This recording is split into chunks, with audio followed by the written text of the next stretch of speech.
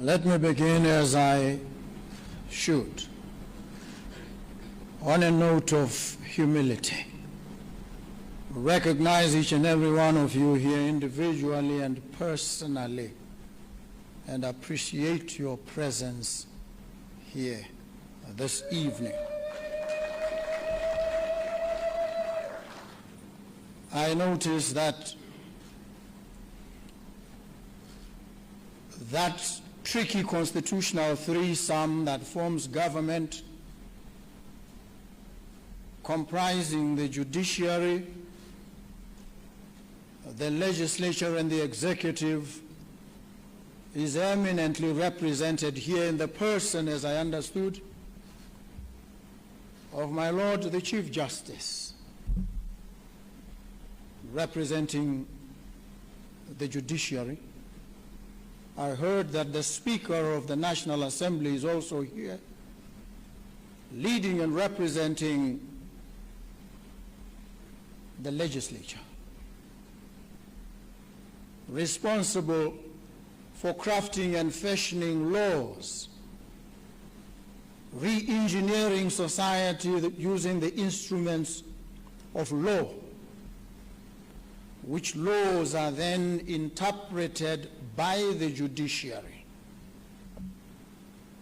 And in the process of interpretation, the judiciary sometimes tells us it is merely interpreting and not legislating. But we all know that in their construing of the law, to construe is also to construct. And so as they interpret, they legislate. And that is why those who tell us what law is sometimes remind us, as Oliver Wendell Holmes did, he says, prophecies of what the courts will do in fact, and nothing more pretentious, is what is meant by law. So the laws that the judges purport to interpret, they also write and rewrite. And they give us sometimes some sound jurisprudence that is both liberating and empowering.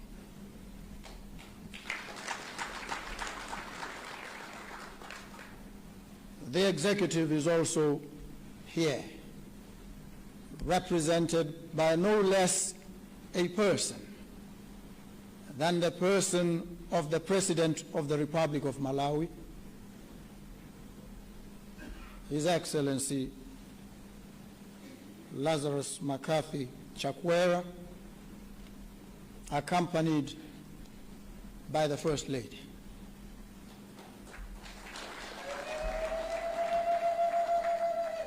He leads an important and powerful part of this constitutional threesome, the executive.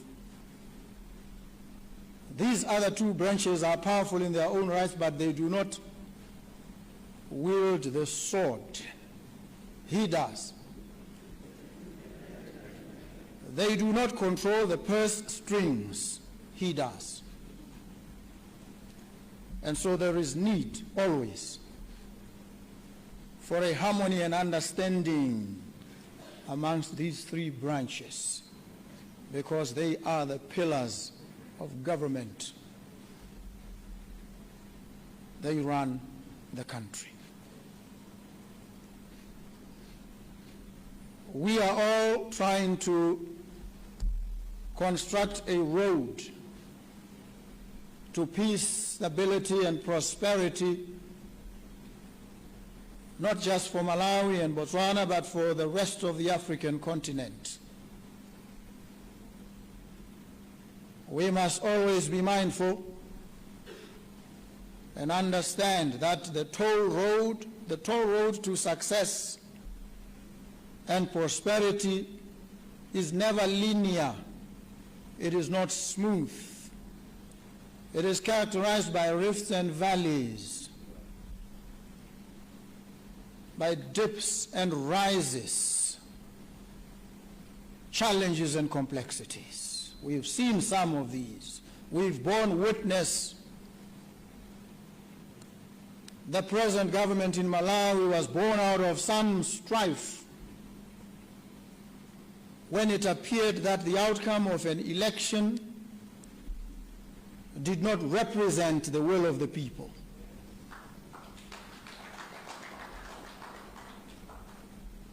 We witnessed, even from afar, those of us who watched, cared, and counted. We witnessed with trepidation, dread, and anxiety, fearing that the outcome would remain what it has always been in other parts of Africa, a subversion of the will of the people, a bastardization of democracy. We saw, remarkably, when the army stood firm and stood tall and stood on the side of the people and allowed them to express openly and publicly their disenchantment, their discontent, and their desire for their will to be respected and upheld. This act of courage fortified even the justices who had to resolve the disputes that arose from that election. We know the efforts that took place behind the scenes. We heard some of the accounts were anecdotal but no less potent. But the justices of the court stood firm and rendered a decision that upheld the will of the people.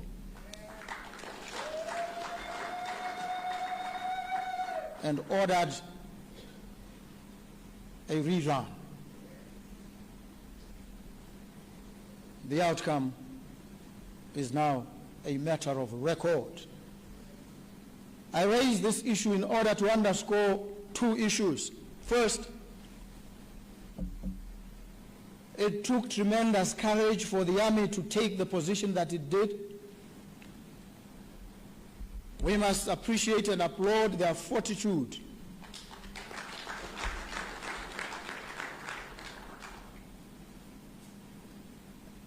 And it took courage and standing jurisprudential acumen for those judges to decide the way they did.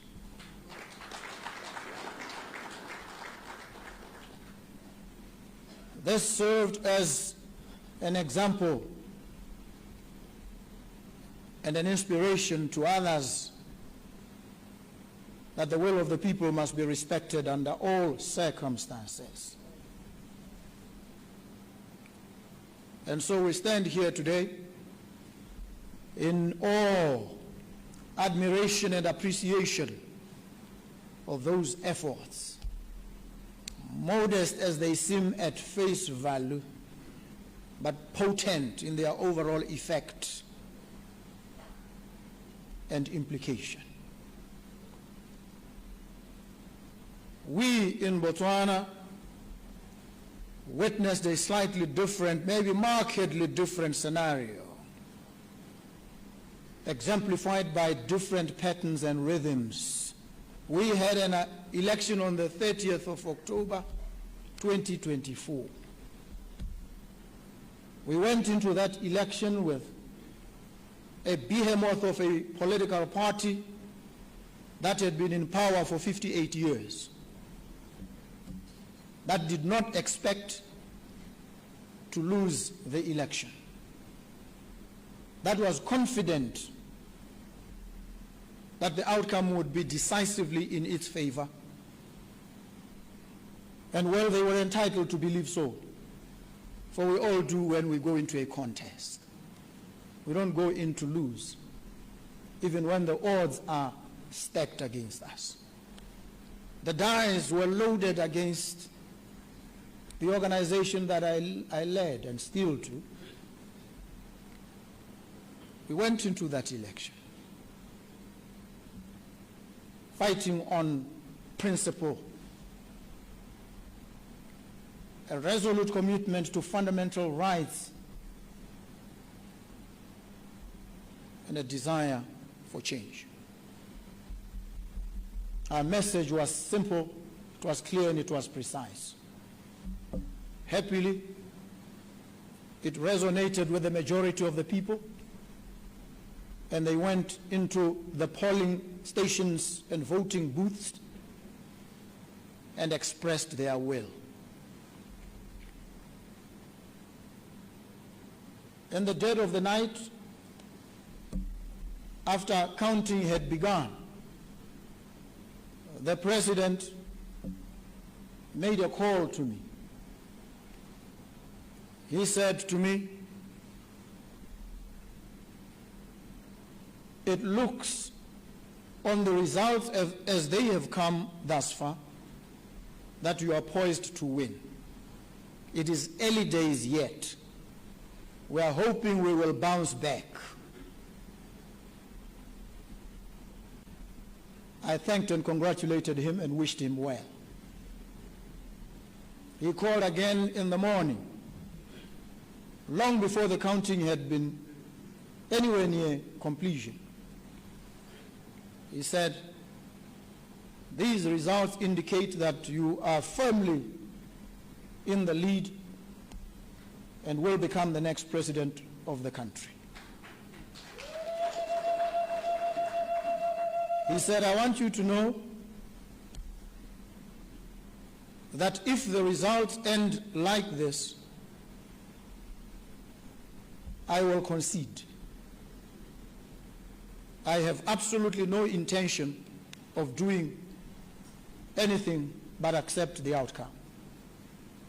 And a while later, he called again and said, "I am now going to hold a press conference at which I will formally and publicly concede." He went to the venue of the press conference and called from there, to the full glare of the media, spoke with me, conceded, and congratulated me.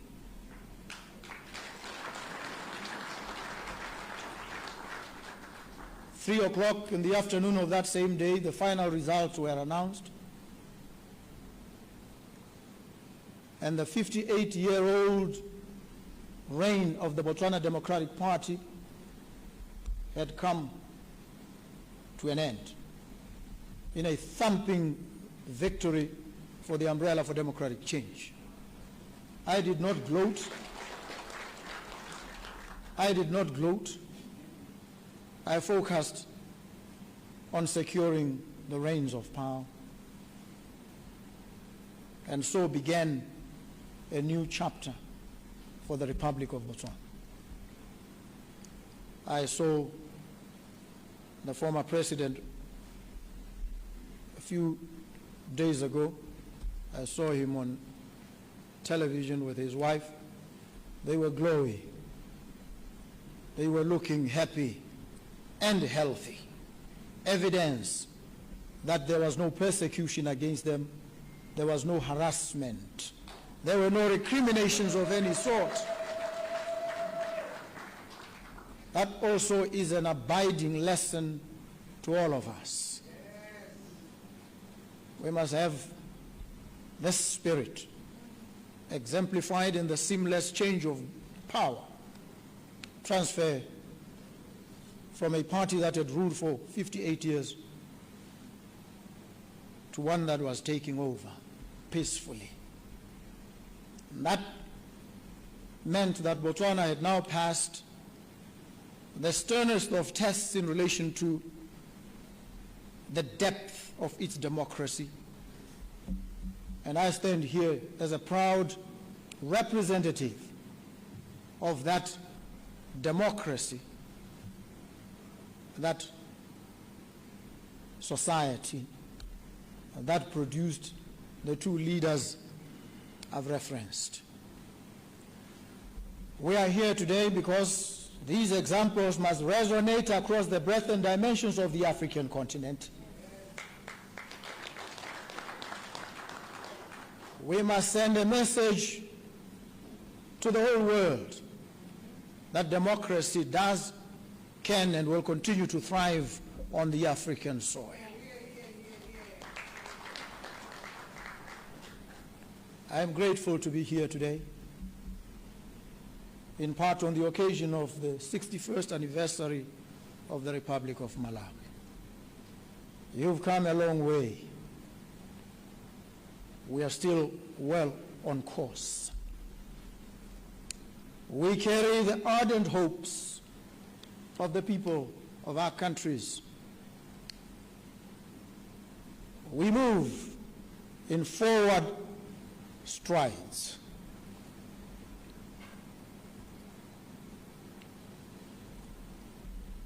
With focus, with dedication, with commitment.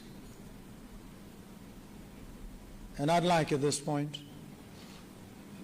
to seal it off by proposing a toast to the continued good relations between Botswana and Malawi.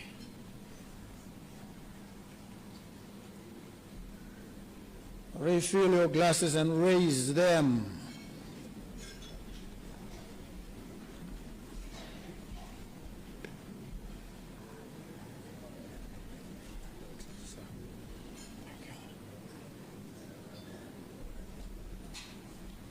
To continued friendship, abiding affinities of love and fellowship, to the prosperity of these two great nations, to all of us, to the President. Cheers.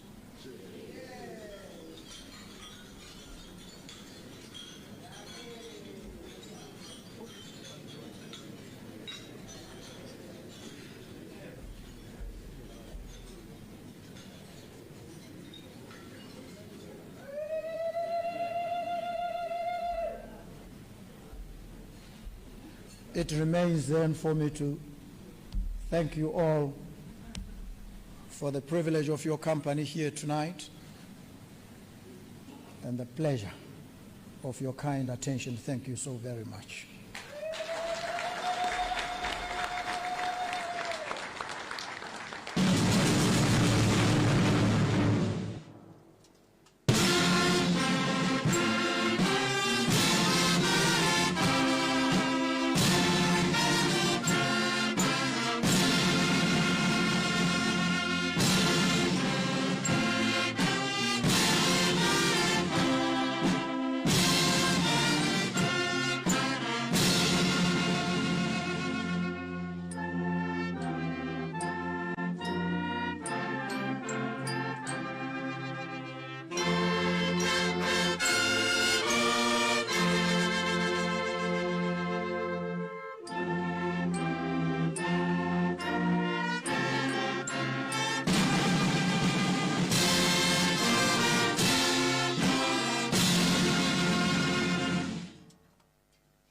Thank you very much. Let's get seated. And Haribo, Mr. President, for that powerful message, reminding us of the respect and appreciation of the will of our people, and also how we have come far in the friendship that we have as two great countries that we have, that's Botswana and Malawi. We say thank you very much for that. Your Excellencies, distinguished invited guests, ladies and gentlemen, as we are reaching the climax of the program that we are having this evening, let me now invite you to partake to this a banquet that has been thoughtfully prepared for us tonight. Let's celebrate. Let's continue with the celebration to this great occasion that we are having. Now, let me just give you a picture of what you are having for dinner tonight. On the menu, ladies and gentlemen, we have all these starters. We have Okavango mushroom. Mtsogoleri wa dziko la Botswana, Advocate Duma Gideon Boko, yemwe wafika mdziko muno ku masanaku madzulo ano ali kuno ku Kamuzu Palace mzinda wa Lilongwe, kumene mtsogoleri wa dziko lino Dr. Lazarus Chakwera wamkonzera mlendo uyu mgonero wa boma, ndipotu ndi mwambo umene ukuchitika pakali pano, ndipotu tamva atsogoleri amaiko awiri amenewa, Malawi ndi Botswana, kuyankhula pa mwambo umenewu kulimbikitsa ubale umene ulipo pakati pa maiko awiri amenewa. Ndipotu pokhala kuti uno ndi mgonero, tsopano yakwana nthawi yoti anthu amene afika kumwambo umenewu alandire chakudya, ndi zimene zikuti ziyambe kuchitika pakali pano. Ndiye pamene anthu akulandira chakudya kuno ku Kamuzu Palace, ifenso kulutsa kwathu tilekezera pamenepa, ndipotu nditokoze anzanga onse omwe tagwira ntchito madzulo ano, ndipo malo mwa iwowo ine Raymond Katayika tsopano ndikubwezereninso ku nyumba zathu zolutsira mawu ku MBC Radio 1 ku Chichiri, komanso ku MBC TV ku Kwacha mu mzinda wa Blantyre. Zikomo pokhala nafe.